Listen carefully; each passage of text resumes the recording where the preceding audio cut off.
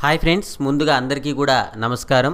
చూడండి friends, video open చేయగానే like చేసి ఎంకరేజ్ చేసినటువంటి ప్రతి ఒక్కరికి కూడా నేను స్పెషల్గా థ్యాంక్స్ అనేది తెలియజేస్తున్నాను. ఏంటంటే పోస్టల్ జీడిఎస్కి సంబంధించి రిజల్ట్ అనేవి విడుదల కానున్నాయి అని అయితే మనం చెప్పుకోవచ్చు.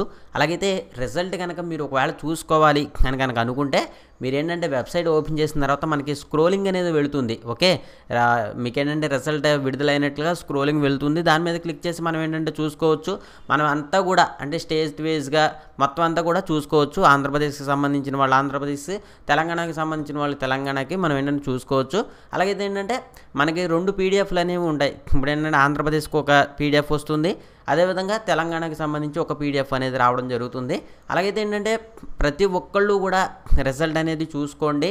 పోయినసారి ఏంటంటే అత్యంత తక్కువ మార్కులు ఎవరికంటే పీడబ్ల్యూడీకి సంబంధించి 67.33 ఇట్లా స్కోరు వచ్చిన వాళ్ళకి ఏంటంటే జాబ్ అనేది రావడం జరిగింది. కాబట్టి పీడబ్ల్యూడీ వాళ్ళు ఏంటంటే ఎట్టి పరిస్థితుల్లో కూడా మీరు మిస్ కాకోకుండా రిజల్ట్ అనేవి చూసుకోండి. ఓకే, అలాగైతే మీ అందరికీ కూడా నేను ముందుగా బెస్ట్ ఆఫ్ లక్స్ అనేది తెలియజేస్తున్నాను. లిస్ట్లో మీ పేరు ఉండాలి అని అయితే నేనైతే మనస్ఫూర్తిగా కోరుకుంటున్నాను. కాబట్టి ప్రతి ఒక్కరూ కూడా ఫ్రెండ్స్ వీడియోని లైక్ చేయండి, అంతేకాకుండా మీ ఫ్రెండ్స్ అందరికీ కూడా షేర్ చేయండి.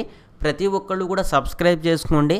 మీరు సబ్స్క్రైబ్ చేసుకుంటే పోస్టల్కి సంబంధించి ఏ విధమైనటువంటి అప్డేట్ వచ్చినా సరే మీకు తెలియజేయడం అయితే జరుగుతుంది. ఓకే, ఇది ఫ్రెండ్స్. ఇంకోటి ఏంటంటే ఎవరైతే సెలెక్ట్ అవుతారో సెలెక్ట్ అయిన తర్వాత మీ లిస్ట్లో కనుక మీ పేరు ఉందనుకోండి, మీరు ఏంటంటే డీబీకి వెళ్ళవలసి ఉంటుందన్నమాట. అంటే డాక్యుమెంట్ వెరిఫికేషన్కి వెళ్ళాలి. డాక్యుమెంట్ వెరిఫికేషన్ తర్వాత మీకు జాబ్ అనేది రావడం జరుగుతుంది. ఓకే, ఇది ఫ్రెండ్స్ ఈ వీడియోలో.